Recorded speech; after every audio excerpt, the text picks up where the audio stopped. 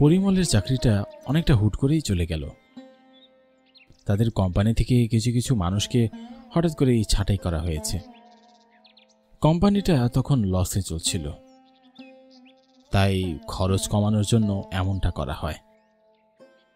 দুর্ভাগ্যক্রমে সেই ছাঁটাই লিস্টে পরিমলের নামটাও চলে আসে। এত চিন্তা করছো কেন? বিপদ কখন কোন দিক দিয়ে আসে তা কি আগে থেকে জানা যায়?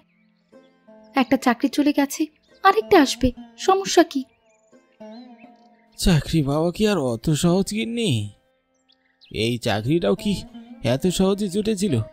সংসারে একমাত্র আমি আয় করি, এখন সেটাও চলে গেল।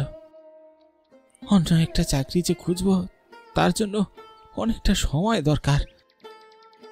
ঘরে তো সঞ্চয় তেমন নেই, আর কদিনই বা চলবে? যেটুকু সঞ্চয় আছে তাতে আরো মাস তিনেক চলেই যাবে। মাস তিন চারেক? কিন্তু আমার জানা মতে তো এতগুলো টাকা নেই। সংসার সবকিছু কি তোমাকে জানাতে হবে?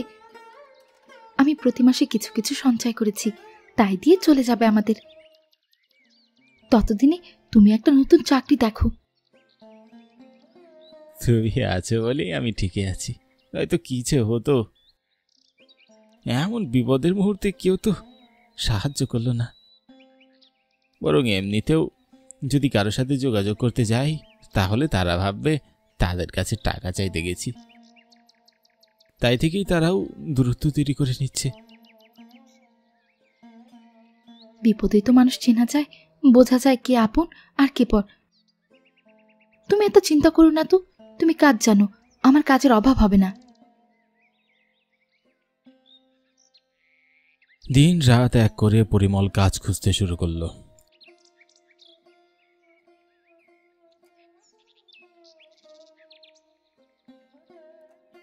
অনেক জায়গায় ঢু মারলো কাজের জন্য, কিন্তু মন্দভাগ্য যেন পিছুই ছাড়ছে না। কোনো জায়গাতেই সে কোনো কাজে জোগাড় করতে পারছে না। কিছু কিছু ক্ষেত্রে দেখা যাচ্ছে কদিন আগেই নতুন কর্মী নিয়োগ নিয়েছে।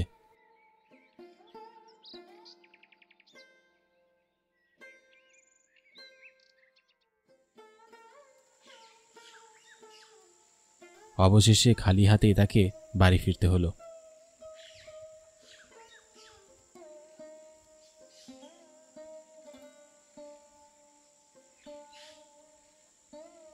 একটা কাজও পেলে না?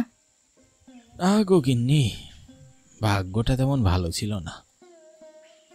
শনির রাশ গ্রাস করেছে, কি যে করি ভেবেই পাচ্ছি না। আরো কয়েকটা দিন দেখো না হয়। কই গো বেহুলা, মিষ্টি খাও।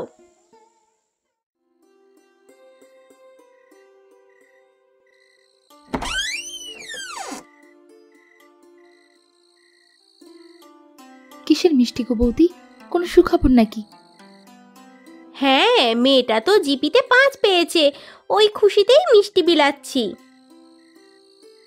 বাহ, আশীর্বাদ করি তোমার মেয়েকে, আরো ভালো করুক, বড় হোক।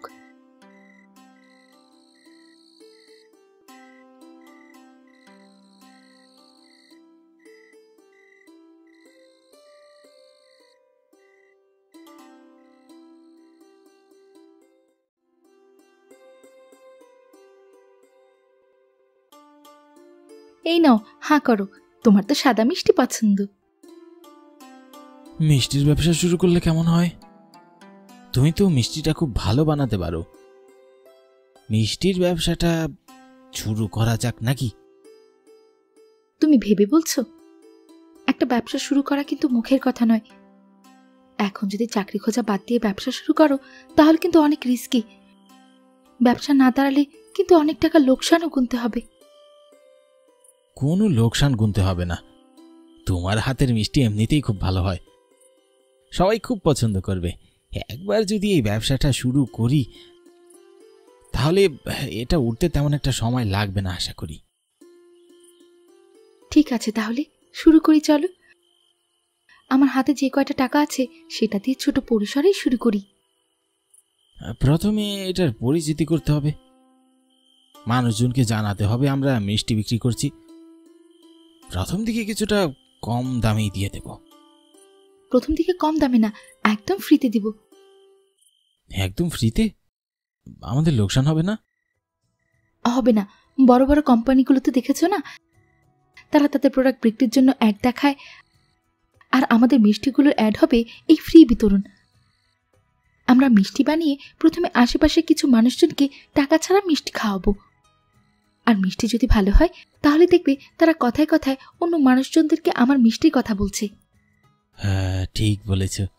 খেয়ে যদি তাদের পছন্দ হয়, পরের বার থেকে তারা টাকা দিয়ে আমাদের কাছ থেকে কিনে খাবে। তাহলে এক কাজ করো, গোয়ালা থেকে খাঁটি দুধ আর চিনি নিয়ে এসো। আজকে থেকেই শুরু করব। বাকি যেসব জিনিস লাগবে আমি লিখে দিচ্ছি। আজকে থেকেই? মাত্রই তো এটার কথা শুরু হলো। কথায় আছে না, শুভস্র শীঘ্রম। শুভ কাজ যত তাড়াতাড়ি করা যায় তাতেই ভালো। তাছাড়া এখন তুমি একটা বলেছ, দেরি করলে হয়তো বা অন্য আরেকটা চিন্তা করা শুরু করবে, দেখা যাবে কোনোটাই হচ্ছে না।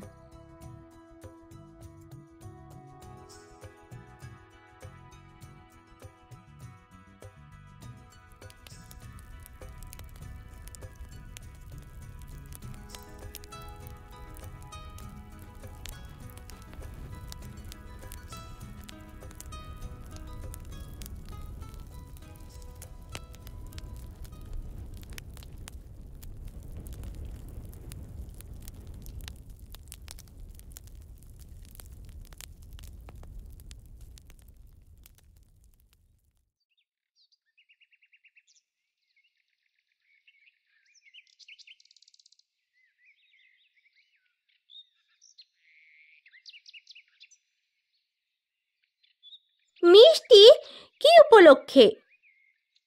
মিষ্টি বুঝি উপলক্ষ ছাড়া খাওয়া যায় না? এমনি বানালাম, ভাবলাম তোমাদের দিয়ে আসি। আশেপাশের মানুষগুলো সবার বাসাতেই তার বানানো মিষ্টি চলে গেল। সবাই তার মিষ্টি খেয়ে পছন্দ করলো।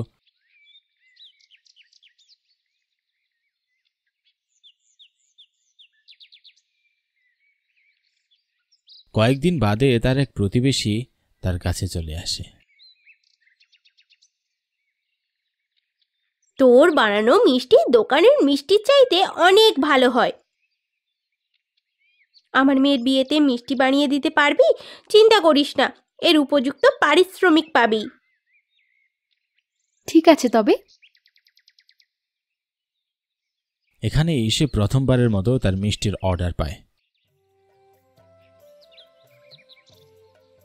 বেহুলা মিষ্টি বানিয়ে দেয় আর পরিমল জায়গা মতো পৌঁছে দেয়।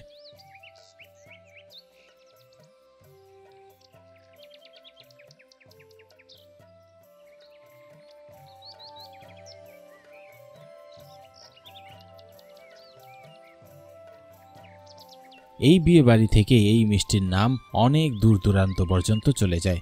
সবারই মিষ্টি খুবই পছন্দ হয়। মিষ্টি তো সবাই খুব পছন্দ করেছে। সত্যি তোমার হাতে জাদু আছে। সবই ঈশ্বরের কৃপা। এবার আমাদের মিষ্টির দোকান দেওয়ার চিন্তা ভাবনা করতে হবে। আমি একটা ফুড কার্ট জোগাড় করছি, এখান থেকে মিষ্টি ঘুরে ঘুরে বিক্রি করব। ঠিক আছে তবে, তাই হোক। পরিমল এরপরে ফুড কার্টে করে ঘুরে ঘুরে মিষ্টি বিক্রি করতে শুরু করে। গায়ের মানুষজন তার কাছ থেকে মিষ্টি কিনে সে একটা নামও ঠিক করে ফেলে, বেহুলা মিষ্টি ভান্ডার। সে তার স্ত্রীর নামে নামটা রাখে দোকানের। দেখতে দেখতে বেহুলা মিষ্টি ভান্ডারের নাম ছড়িয়ে পড়ে।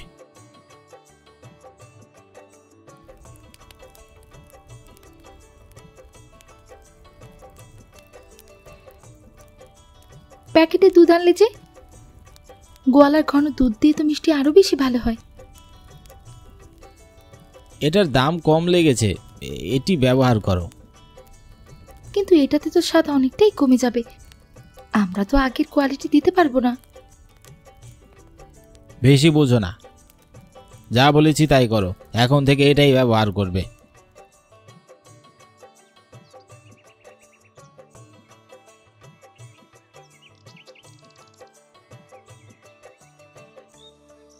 পরিমলের মিষ্টি আগের চাইতে অনেকটা অন্যরকম লাগতে লাগলো ক্রেতাদের কাছে।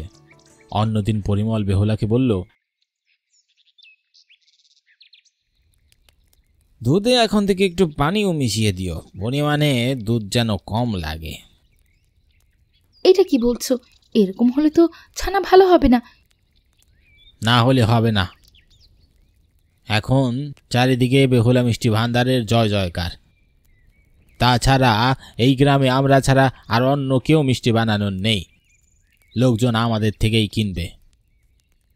এটা কিন্তু মোটেও ভালো হচ্ছে না, দেখছো পড়ে যাবে। দেখা যাবে।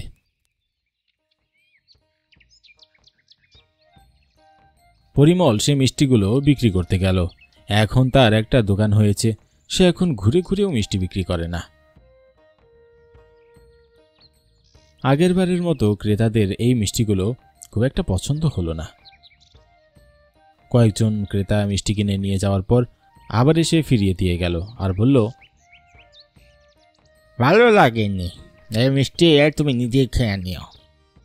যেটা বিক্রি হয়ে গেছে সেটা আর কখনো ফেরত হবে না, নিয়ে যাও। সেই ক্রেতাটি মিষ্টিগুলো নিয়ে গেল। সে বলে গেল খাবারকে নষ্ট করতে হয় না, তাই বলে ফেলল না, নয়তো সে ফেলে দিত। এই দোকানে সে আর পা মারবে না। দিন দিন তার দোকানের বিক্রি কমে যেতে লাগলো।